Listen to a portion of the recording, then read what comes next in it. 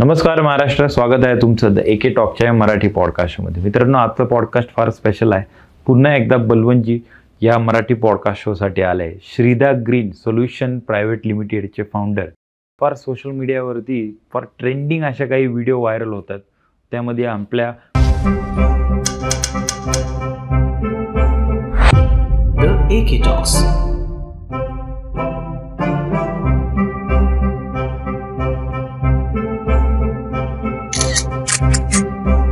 बलवंतजी यांचा एक फार मोठा सहभाग आहे. त्यांनी एक नवीन स्टार्टअपची सुरुवात केली आहे. मागील पॉडकास्टमध्ये तुम्ही पाहिलंच आहे त्यांचा जो खादी उद्योजक म्हणून त्यांची एक ओळख निर्माण झाली. पत्रकारिता असो, त्यांचा जीवन प्रवास असो, याच्यावरती त्यांनी खूप काही भाष्य केलं आहे.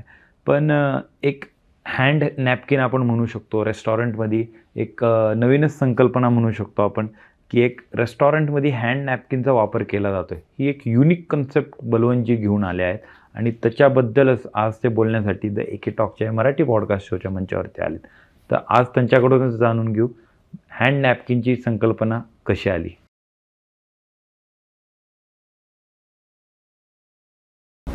श्रीदा ग्रीन सोल्युशन प्रायव्हेट लिमिटेडचे फाउंडर बलवंतजी आज पुन्हा एकदा आपल्याबरोबर आहेत. बलवंतजी नमस्ते. नमस्कार सर. कसं वाटतंय पुन्हा एकदा द एके टॉकच्या मराठी पॉडकास्ट? सर धन्यवाद, तुम्ही परत बोलवलं आपल्या विषयासाठी. आणि नक्कीच एक्सप्रेस होण्याची संधी आहे तुम्ही ते देत असता आणि ते देऊन आम्हाला वाटतं की कुठेतरी आपण पोहोचतोय. बरोबर. तर नक्कीच आनंद होतोय सर. पुन्हा बोलवायचं कारण हे आहे की मी सोशल मीडियावरती काही दिवसाआधी काही व्हिडिओज पाहिल्या होत्या. माझ्या टीमनी तुमच्या काही व्हिडिओज पाहिल्या की ज्या फारच व्हायरल झाल्यात. आणि त्या म्हणजे की काही पुण्यातले नामांकित हॉटेल्स आहेत, तिथे तुम्ही टिश्यू पेपरच्या जागी हँड नॅपकिन प्रोव्हाइड करतात. बरोबर? हो सर. तर त्याबद्दल जाणून घ्यायला फार आवडेल पुणेकरांना पण आणि अख्ख्या महाराष्ट्र किंवा भारतातल्या जनतेला पण. नक्की काय काय सांगताल? ही एक खादी नॅपकिन म्हणू शकतो आपण. ही एक नवीनच संकल्पना तुम्ही घेऊन आला आहे. काय सांगता याबद्दल? नक्कीच सर. क्लॉथ नॅपकिन टिश्यू पेपरला रिप्लेस करणं ही नक्कीच नवीन कल्पना आहे. आणि आपण जर बघितलं पुण्यामध्ये जे रेस्टॉरंट्स आहेत, फार मोठी रेस्टॉरंटची परंपरा पुण्याला आहे आणि पुणेकर पण फार खवय्ये आहेत आणि रेस्टॉरंटला ते तसे जातात. तर त्यावेळेस आम्ही पेपरला रिप्लेस करून क्लॉथ देतो आहे. ही संकल्पना नवीन आहे. आणि सर मी पुण्यात ही कल्पना 1 वर्षापूर्वी आणली आणि जो प्रतिसाद मला मिळाला प्रचंड चांगला मिळाला आहे. जे मोठे ब्रँड्स आहेत पुण्याचे त्यांनी स्वीकार केलं आणि नक्कीच पुण्याची जी विशेषता आपण म्हणू शकतो की प्रत्येकाला भरभरून देतं. तर मला पण नक्की पुण्या निराश नाही केलं. आयडिया जरी फारच वेगळी असली आणि ती आयडिया अनेकदा लोकांना कळत नाही की यात काय आहे, की तुम्ही पेपरला रिप्लेस करायची गरज तरी काय आहे असं पण वाटतं. लेकिन व्यवसाय म्हणून वेगळ्या संधी शोधल्या पाहिजेत आणि त्या संधी जेव्हा आपल्याला सुचतात तर त्या उभ्या करायच्या असतात. आणि पुण्याने त्या स्वीकारल्याच फक्त असं म्हणता येत नाही, तर भरभरून स्वीकारल्या. आणि आता तुम्ही जसं म्हणताय की तुम्ही बघितलं आहे नामांकित जे पुण्याचे रेस्टॉरंट्स आहे तिथे आम्ही नॅपकिन्स देतो आहे. ही आमची संकल्पना अशी आहे की पेपरमुळे जो वेस्ट होतो आहे, म्हणजे पेपरचा वेस्ट हा दोन्ही साईडला होतो. पेपर जो बनतो त्या बनण्यामध्ये पोल्युशन, एन्व्हायरमेंटचा डॅमेज, कारण वृक्ष कटिंग सगळं होतं. आणि जेव्हा तो यूज केला जातो त्याच्यानंतरचा जो वेस्ट आहे, वेस्ट बनतो, वेस्टला डम्पिंग करायचा पण इश्यूज आहे. तर बरेच सारे इश्यूज आहेत. त्याच्यानंतर तो रेस्टॉरंटमध्ये कचरा होतो, त्याचा टेबलवरतीच कचरा होतो, त्याला साफ करावं लागतं आहे. तो साफ करून त्याला स्टोअर करावं, त्याला डिस्पोजसाठी सगळ्या प्रोसेस करावं लागतं आहे. तर पेपर हा बनण्याच्या प्रक्रियेपासून तर संपण्याच्या प्रक्रियेपर्यंत हा प्रॉब्लेमच क्रिएट करतो आहे. तर हा प्रॉब्लेम आम्ही समजला आणि नंतर त्याला त्याचं सोल्युशन काढलं काय होऊ शकतं. आणि मी मुळात खाद्य उत्पादक आहे, म्हणजे कापड आम्ही बनवतो. आमचं इन हाऊस म्हणजे कापड प्रोसेसिंग मेकिंग केंद्र आहे. कापड प्रोसेसिंग आहे, डाईंग, प्रिंटिंग, त्याच्यानंतर स्टिचिंग सगळं आमचं इन हाऊस आहे. तर ते एक होतं की कसं जास्त आपण खादी कापडाला विकू आणि लोकांपर्यंत पोहोचवू. तर त्या दृष्टिकोनातून मी ही कल्पना सुचली आणि मी सुरुवात केली. आणि पुण्यामध्ये आता आमचं 100च्या वर रेस्टॉरंट्स आहे जे आमचं यूज करत आहेत. आता मला ऑर्डर्स भरपूर आहेत. अगदी 100 रेस्टॉरंट चालू आहेत. प्रत्येकाकडनं 2-2 रेफरन्स आहेत. 400-500 आता आम्हाला रेफरन्सेस आहेत की आम्हाला पण हवं आहेत. आता तो स्केल करायचा आहे नक्कीच. म्हणून म्हटलं की पुण्याने आम्हाला जो दिला आहे प्रतिसाद तो फक्त नाही आहे, तो प्रचंड आहे, भरभरून आहे. बरोबर तर तो आहे सर याच्यामधनं. बरोबर. अर्थात सर टिश्यू पेपरचा वापर जास्त प्रमाणात हॉटेल्समध्ये होत असतो, बरोबर. त्याच कम्पॅरिझनमध्ये जर खादीचे जे हँड नॅपकिन तुम्ही ते लॉन्च केलेत मार्केटमध्ये, बरोबर, याचा हॉटेल्सनी जर वापर मोठ्या प्रमाणात केला तर ह्या दोन्ही गोष्टींमध्ये काय फरक पडतो? खूप खूप फरक आहे. म्हणजे मी असं म्हणेल की सर आमची एक विशेषता आहे. आम्ही काय केलं ना की टिश्यू पेपरच्याच खर्चामध्ये क्लॉथ नॅपकिन देतोय. म्हणजे रेस्टॉरंटला अपग्रेड करतोय. एक रेस्टॉरंटला जर अपग्रेड करायचं असेल तर त्यांना टिश्यू पेपरच्या एक जे जर नॅपकिन वापरायची आहे तर नॅपकिन खरेदी करायचं आहे वन टाईममध्ये. ते पण 3-4 टाईम्स त्यांना रिक्वायरमेंटचे नॅपकिन खरेदी करावं लागतात. तो वन टाईम त्यांचा तो खर्च होतो. त्याच्यानंतर वॉशिंगसाठी फार हेडेक आहे. तो जो लॉन्ड्रीवाला आहे त्याला घेऊन जाणे, नेणे आणि परत ती क्वालिटी मेंटेन करणे, अशा खूप समस्या आहेत लोकांकडे. जर नॅपकिन सुरू करायचे असेल तर कॉस्ट पण खूप जास्त आहे. आम्ही अगदी पेपरच्याच कॉस्टमध्ये क्लॉथ देतो आहे. तर यामुळे पण हे झालं आहे की जो पेपरच्या मागे सपोज एका रेस्टॉरंटचा 10,000 महिन्याचा खर्च होतो आहे. म्हणजे आता सर आम्ही जेव्हा मार्केटिंग करायला जायचो या पेपरचे आणि क्लॉथच्या सगळ्या संदर्भामध्ये, तर आम्ही सांगायचो की तुमच्या रेस्टॉरंटचा जर इतके कवर्स आहेत म्हणजे इतका खर्च तुमचा आहे. त्यांना माहीतच नव्हता तो खर्च आपला इतका खर्च जातो आहे. आपला 10,000 रुपये खर्च जातो आहे आपल्या रेस्टॉरंटला पेपरसाठी. हेच यांच्यासाठी हे होतं की अरे इतका खर्च कसं काय आम्हाला जातो आहे. बरोबर. मग ते शोधायला लागले, बिलं बघायला लागले. कळलं त्यांना की आपला खर्च जातो आहे. म्हटलं आम्ही तो खर्च आम्हाला द्या. आम्ही तुम्हाला क्लॉथ नॅपकिन देतो आहे. तुमचा रेस्टॉरंट अपग्रेड करतो आहे. बरोबर. तर रेस्टॉरंटला ते फारच मोठी गोष्ट होती की आम्हाला खर्च वाढणार नाही आहे, कुठलं हेडॅक पण नाही आहे, आम्हाला परचेस पण करायचं नाही आहे, आम्हाला त्यांचं लॉस पण बघायचं नाही आहे. ते सगळं आम्ही बघतो आहे. लॉन्ड्री आम्ही बघतो आहे, लॉजिस्टिक आम्ही बघतो आहे, आम्ही नॅपकिन आम्ही कस्टमाइज करतो. आमचे नॅपकिन जे आहेत ना ते पूर्ण कस्टमाइज आहे. तुमचा कलर, तुमचा लोगो, तुमची साईज सगळं आम्ही बनवून देतो. रेस्टॉरंटच्या ॲम्बियन्सला शोभेल या प्रकारे. त्यामुळे इतकं फ्लेक्झिबल जर कोणी घेऊन आलं तर का नाही स्वीकार करणार आणि ते होणार. दुसरं याचा जर इम्पॅक्ट बघितला आपण तर मी म्हणेन की जर 10,000 रुपये खर्च करताय एक रेस्टॉरंट दर महिन्याला पेपर परचेस करायसाठी आणि ते ग्राहक वापरून त्याला फेकून देत आहे. जे डस्टबिनमध्ये चाललेले पैसे आहे एक प्रकारे ते आम्ही काय म्हणतो की तुम्ही जर खादी क्लॉथ वापरतायत तर तुम्ही नक्कीच खादी बनणारे जे लोक आहे, शेतकरी आहे, वेवर्स आहे, स्पिनर्स आहे, त्या पूर्ण प्रोसेसला सपोर्ट करताय. ते बनणारा जो नॅपकिन शिवणारा जो शिवण करणारा माणूस आहे, तो व्यक्ती आहे, महिला आहे, त्यांना तुम्ही सपोर्ट करताय. नोविंगली अननोविंगली तुम्ही एक समाजकार्य करताय जर तुम्ही स्विच करताय क्लॉथ नॅपकिनला. बरोबर. आम्ही ते करतो आणि हेडॅक पण त्यांना काहीच नाही. त्या ज्या पैशामध्ये जे पैसे वेस्ट चालले होते डस्टबिनमध्ये, ज्या पैशाचा प्रश्न होता की पैसे तर खर्च करताय पण एक समस्या पण तयार करताय गार्बेजची, त्या ठिकाणी आम्ही म्हणतो की तुम्ही ते न करता आम्हाला ते तुमचं काम द्या. तर आम्ही लोकांना रोजगार देऊ, तुमच्या बिहाफमध्ये समाजकार्य करू किंवा आम्ही हे करू. मी तुम्हाला उदाहरण देतो याच्यामधनं. जर पुण्याच्या 1000 रेस्टॉरंटनी जर नॅपकिन्स जर स्वीकार केले तर महिन्याला 27,000 झाडांची बचत करू शकते. वर्षाला 1.5 लाख झाडांची बचत करू शकते. तर हा इम्पॅक्ट बघा, भारतानं जर स्वीकार केलं तर किती मोठं होईल. म्हणजे ज्या हानिकारक गॅसेस तयार होतात पेपर बनताना ते आता आपल्या सगळ्यांना माहिती आहे.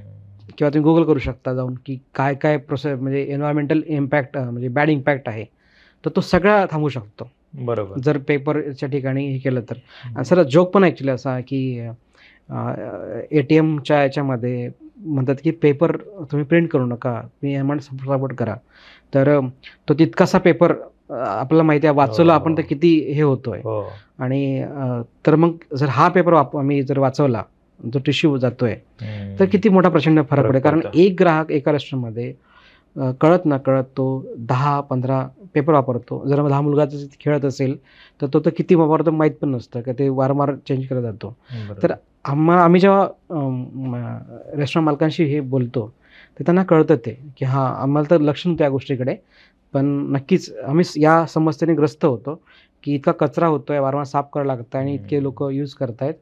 आणि ज्यांना नॉलेज आहे की पेपरमुळे लॉस होतो आहे, पेपर नाही वापरला पाहिजे, नाही वापरत. परंतु गरज असते पेपर वापरणं, काहीच वापरणं. कारण जेवण करताना कुठे पडतं आहे, लागतं आहे किंवा हँडवॉश नंतर पुसायचं असतं. तर सगळे लोक हँडकरचीप खिशात वापरत नाही. त्यावेळेस रेस्टॉरंट सुविधा द्यायला पाहिजे. तर ते आम्ही अपग्रेड करतो आहे की पेपरच्या ठिकाणी क्लॉथ देतो आहे, तो पण एक नीट ब्रँडिंग केलेला हवा त्या एम्बियन्सला मॅच करणारा कलर देतो आहे. बरोबर. तर नक्कीच त्याचा फायदा आणि भरपूर मोठ्या प्रमाणात आहे. सो सर काय सांगताल, एखाद्या रेस्टॉरंटला किंवा हॉटेलला तुम्हाला अप्रोच करायचा असेल त्यांना, बरोबर, त्यांना टिश्यूचा वापर बंद करायचा असेल आणि खादी नॅपकिन्स यूज करायचा, त्यांनी तुम्हाला कसं अप्रोच केलं पाहिजे आणि ती प्रोसेस कशी आहे? सर आम्ही बऱ्याचदा रेस्टॉरंटला व्हिजिट करतो आहे, भेटतो. त्याच्यानंतर आम्ही सोशल मीडिया जास्त वापरतो, ज्यामध्ये रील्स आहेत, आमचे पेजेस आहेत इंस्टाग्रामवरती, याच्यामधनं तिथून तुम्ही कोणी डिरेक्टली आमच्या इंस्टाग्रामला गेले तर तिथे कोट आहे, गेट कोट, त्याला क्लिक केलं की आम्हाला लीड्स मिळते, म्हणजे इन्क्वायरी मिळते. मग आमचं इन्क्वायरी मिळाली की आम्ही त्यांना कॉल करतो. बऱ्याचदा फोनवरतीच बोलणं होतं. नंतर मग आम्ही सॅम्पल बघण्यासाठी आमचे सेल्सचे लोक आहेत, ते त्या एरियासाठी डेडिकेटेड लोक आहेत, ते तिथे पोहोचतात, सॅम्पल्स दाखवतात आणि अशा माध्यमातून आम्ही सुरू करू शकतो. तर सिम्पल आहे, सोशल मीडिया माध्यम आहेतच. तर मी जर सर्च केलं गुगलवरती श्रद्धा ग्रीन सोल्युशन प्रायव्हेट लिमिटेड किंवा इंस्टाग्रामवरती, तर आम्ही तुम्हाला सापडतो. तिथं गेट कोट केलं की आम्ही सगळं डिटेल मिळतं आम्हाला, आम्ही तुम्हाला कॉन्टॅक्ट करतो. बरोबर, अर्थातच. आणि तुमच्या मी रील्समध्ये आणि सोशल मीडियावरती पण पाहिल्या, फार युनिक कन्सेप्ट आहे, थोडीशी सिमिलर आहे तुमच्या क्लोदिंग ब्रँडला पण. शेवटी खादीमधूनच हा ब्रँड डेव्हलप झालेला आहे, बरोबर. पुण्यातील किती ब्रँड्स, किती हॉटेल्स आत्ता खादी नॅपकिन तेही वापरत आहेत? सर आत्ता आमच्या 100+ रेस्टॉरंट्स आहेत जे आमचे नॅपकिन वापरत आहेत. आणि बरंच म्हणजे आता प्रोडक्शन काय होतं की थोडंसं प्रोडक्शनला वेळ लागतो आम्हाला, कारण तुमच्या हवा तसा रंग बनवायचा आहे, त्यात मला स्टिचिंग करायचं आहे, त्याच्यानंतर आम्हाला मग प्रिंटिंग करायचं आहे, थोडा वेळ जातो. तर साधारण 1 महिन्याचा कालावधी जातो. पण आता आमच्याकडे रेफरन्स थ्रू बरेच लोक येत आहेत. आता की एखाद्या रेस्टॉरंटला, मला कालच एका रेस्टॉरंट फोन आला की माझ्याकडे एक रेस्टॉरंट ओनर आले होते भेटायला, त्यांनी बघितलं आपण, विचारलं मला की ही कुठून मिळतात. मी तुमचा नंबर शेअर केला आहे, ते तुम्हाला सोमवारी फोन करतील, कारण आता शनिवार रविवार असल्यामुळे तुम्हाला मंडे फोन करतील. तर असंच इन्क्वायरीज येत आहेत आमच्याकडे. बरोबर. तर ते वाढेलच. आता आमचं बरेच म्हणजे पाईपलाईनमध्ये बघितलं तर 200+ रेस्टॉरंटचे ऑर्डर्स आहेत आमच्याकडे आता. बरोबर, अर्थातच. मला सर सांगा, एखाद्या ब्रँडनी किंवा एखाद्या हॉटेलनी तुमचे नॅपकिन्स घेतले, बरोबर, तुमच्याकडून नॅपकिन घेतले, तर पुढच्या महिन्यात परत त्यांना नॅपकिन घ्यावं लागतात? नाही, यात कसं प्रोसेस आहे की आम्ही पहिलेच म्हणतो की नॅपकिनचं इन्व्हेस्टमेंट रेस्टॉरंटचं नाही.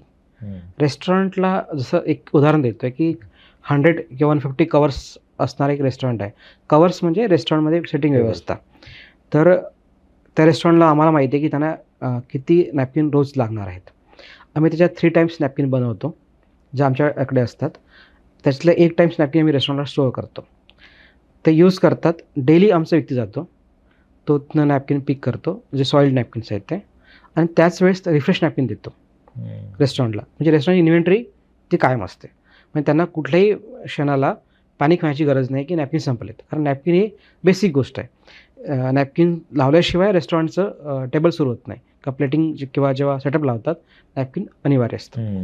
तर आमचे नॅपकिन तिथे असलेच पाहिजे, हे आम्ही काळजी घेतो, जेणेकरून रेस्टॉरंटला कुठल्याही फॉलोअप काही गरज नाही की फोन करायला नॅपकिन कुठे आहे, नेमकं कधी येणार आहे. आमचं ठरलेला टाईम आहे, त्या वेळेतच आमचा व्यक्ती तिथे जाणार त्या रेस्टॉरंटला, जे सॉइल नॅपकिन आहे ते पिक करणार आणि फ्रेश नॅपकिन तिथे डिलिव्हर करणार. ही रोजची प्रोसेस आहे. त्याच्यामुळे जेव्हा नॅपकिन असं वाटतं आम्हाला की डॅमेज झालं आहे, खराब झालं आहे, तर ते आम्ही नॅपकिन रिप्लेस करतो नवीन नॅपकिननी, कारण आमच्याकडे एक स्टॉक बॅकअपमध्ये असतो. असं या प्रकारे ते नॅपकिन चालतात. त्यामुळे रेस्टॉरंटला कधीच हे बघायचं नाही आहे नॅपकिन कधी संपणार आहे, नॅपकिन रिफिल कधी करायचे, हे हेडेक आमचं आहे. या प्रकारे आम्ही करत असतो. अर्थातच सर. सर काय सांगताल, कोण प्रतिस्पर्धी आहे यासाठी? अजून तरी सर प्रतिस्पर्धी नाही, कारण बरेच कारण आहे याच्यामध्ये. एक तर ही कॉन्सेप्टच नवीन आहे की नॅपकिन रिप्लेस करणे पेपरला, ही कॉन्सेप्ट नवीन आहे. त्यात आम्ही लॉन्ड्री आम्ही देत असतो, लॉजिस्टिक आम्ही देतो, त्याच्यानंतर नॅपकिन बनण्याचे कस्टमाइज नॅपकिन बनवतो आम्ही, डाईंग आमचं असतं, सगळ्या गोष्टी असतं. तर थोडं हे कॉम्प्लिकेटेड काम आहे. म्हणजे नॅपकिनचं ऑर्डर घेण्यापासून नॅपकिन सुरू करेपर्यंत जी पूर्ण प्रक्रिया आहे ती थोडीशी कॉम्प्लिकेटेड आहे. आणि अजून तरी मला अशा प्रकारचं कॉम्प्युटर सापडलं नाही आहे तर नाही असं मी म्हणू शकतो. बरोबर. कारण आमचं आज सर आता की स्टार्टअपमध्ये आम्ही आहोत.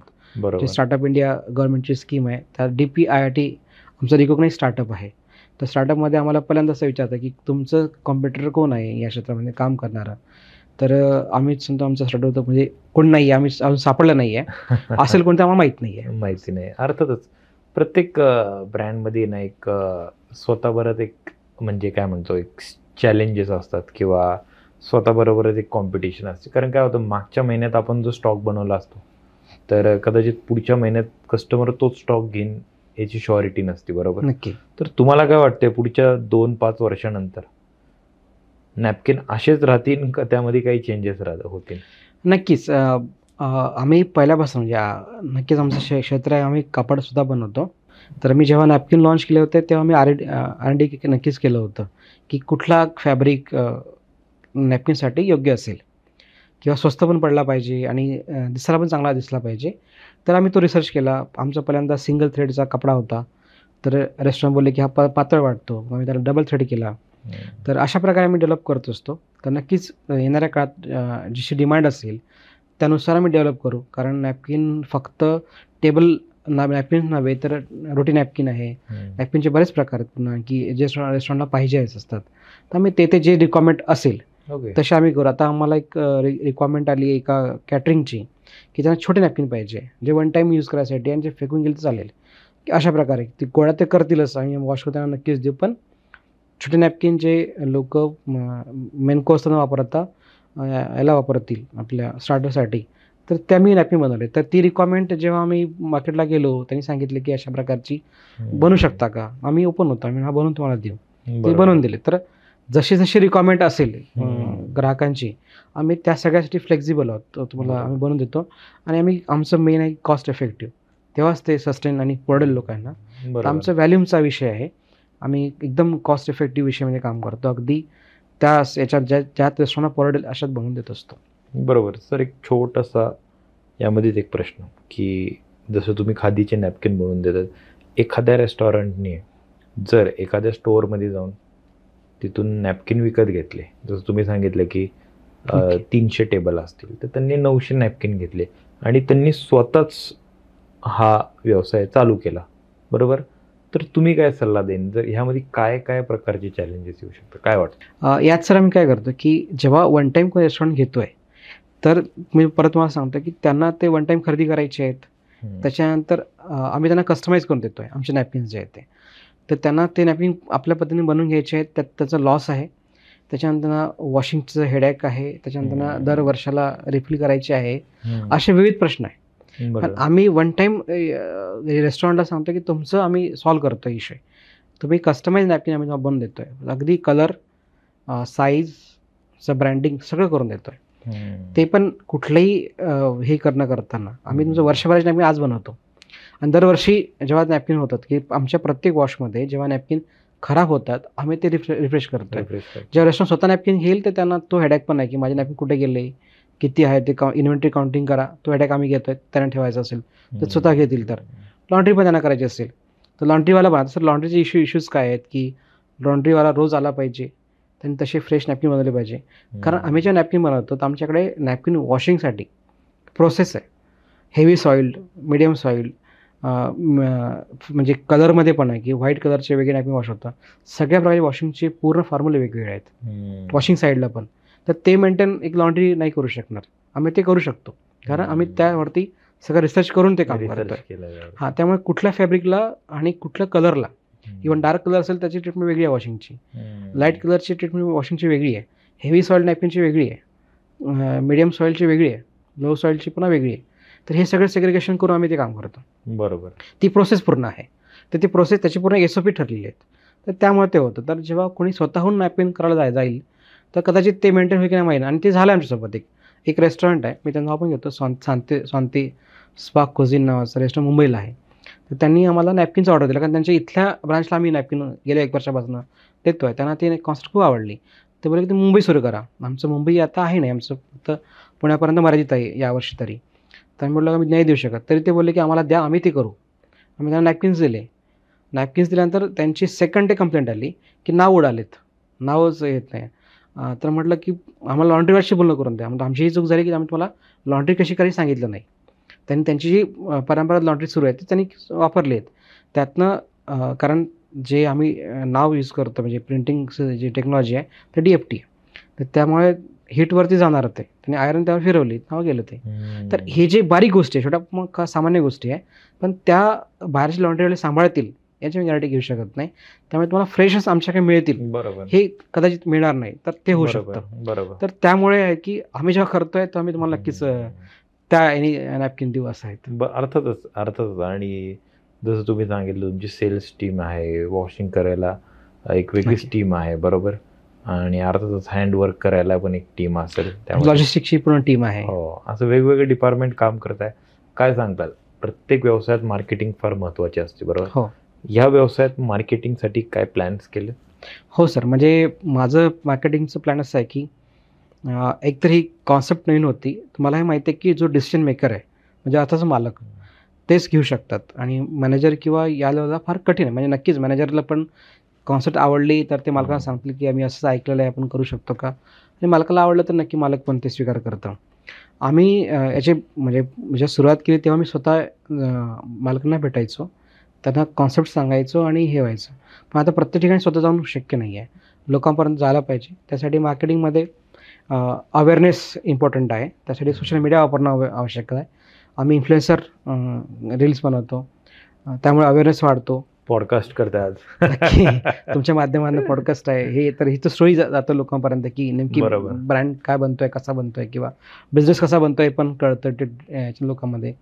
तर त्याच्यामुळे नक्कीच आणखी उद्योजक बनतील या हो. गोष्टीमुळे. तर ते पण एक चांगलं आहे की जी कल्पनाच अस्तित्वात नव्हती, म्हणजे ती कधी एक्झिस्ट करत नव्हती, अशी कल्पना आपण आणणं आणि त्यातनं पण पैसे कमवू शकणं हे पण लोकांना प्रेरणा होऊ शकतं कदाचित. तर बरोबर. ते नक्की याचा फायदा झाला तर, आणि महाराष्ट्रात जर असे उद्योग तयार झाले या ऐकण्यात नंतर नक्कीच या पॉडकास्टचा फायदा झाला असं म्हणू आपण. अर्थातच. तर हे होऊ शकतं. तर मार्केटिंग बेसिकली आमचं हे आहे की अवेअरनेस आहे, लोकांपर्यंत पोहोचणे आहे. लोकांना पोहोचलं आणि माहीत पडलं की असं पण काही कल्पना आहे तर ते इन्क्वायरी करतात ना की ही डील इतकी लवकर क्लोज होत नाही. आम्हाला 4 चक्रा करावं लागतात. सगळे वेगळे अनुभव आहेत. कारण बऱ्याचदा लोकांनी रील बघितली असते, त्यांना पूर्ण माहिती असतं, हो. त्यांची मेंटली झाली असती आम्हाला हे सुरू करायचं आहे. तर मग ते आमच्यापर्यंत पोहोचतात. आम्ही सेल्सवाला जातो आणि दाखवतो सॅम्पल, त्यांना आवडतात, लगेच ऑर्डर होतो. कधी कधी असं झालं आहे की सर एका मीटिंगमध्ये ऑर्डर झालेलं आहे. कधी कधी असं झालं आहे की 10 मीटिंग होऊन ऑर्डर झालं नाही आहे. बऱ्याचदा त्यांच्या सगळ्या डिपार्टमेंटनं हे केलेलं आहेत, भेट घेतले आहेत, सगळ्यांनी केलं आहे. जसे काही रेस्टॉरंटांची 10-10 ब्रँच आहे इथे. सगळ्या ब्रँचला आम्ही फिरलो आहे. त्यांनी सांगितलं की त्यांना पण भेटा, त्यांना पण भेटा. 10 भेटलो आणि ऑर्डर झाला नाही आहे, असं पण झालं आहे. कधी कधी असं आहे की एक म्हणजे 4 रेस्टॉरंटचं एकच कंपनी आहे, त्याचं एकच पार्टनर आहे. एकाच पार्टनर डिसिजन घेतला की आमचे 4ही हॉटेल सुरू करून द्या, बरोबर. असं पण झालं. तर हे मार्केटचे अनुभव वेगवेगळे नक्कीच येणार आहे. बरोबर. मेन आहे की आपल्याला पोहोचायचं आहे लोकांपर्यंत कशाही माध्यमातून, बरोबर. आणि तुमची डिमांड जनरेट करायची आहे. बरोबर. डिमांड जनरेट करणं हे मार्केटिंग आहे बेसिकली. एखाद्या व्यक्तीला, एखाद्या रेस्टॉरंटला जर हँड नॅपकिन ऑर्डर करायचे असेल तुमच्याकडून, तर त्यांनी तुमच्यावर कसा संपर्क साधला पाहिजे? आमच्या सोशल मीडिया माध्यमातून आमचे इंस्टाग्राम पेज आहे, फेसबुक पेज आहे, त्यावरती गेट कोट नावाचा ऑप्शन आहे, त्याला क्लिक करावं. तिकडनं त्यांचा एक फॉर्म आहे तो भरावा. आम्हाला त्यांची इन्क्वायरी येऊन जातं. आम्ही त्यांना कॉलवरती कॉन्टॅक्ट करतो. आमचा जो सेल्सवाला आहे तो जाऊन प्रत्यक्ष दाखवून सॅम्पल दाखवतो आणि त्यांचा ऑर्डर पूर्ण करू शकतो. ओके. अर्थातच सर पुन्हा एकदा छान वाटलं तुमच्याबरोबर पॉडकास्ट करून. हा तुमच्याबरोबर दुसरा पॉडकास्ट आहे. पुढच्या वर्षी नवीन एक स्टार्टअप तुमचा असेल नक्की, अशी मी नक्की. प्रार्थना करतो. बरोबर. आणि तुमचा हा व्यवसाय आणि आधीचा क्लोदिंगचा व्यवसाय जो आहे तो फार छान प्रकारे पुढे जावा आणि खादी व्यवसायातच तुम्ही काहीतरी अजून प्रगती करावी हीच आमची इच्छा. धन्यवाद सर. आणि खूप छान वाटले द AK टॉकच्या मराठी पॉडकास्टवरती तुम्हाला बोलून. नक्की धन्यवाद सर. सर. धन्यवाद. थँक्यू.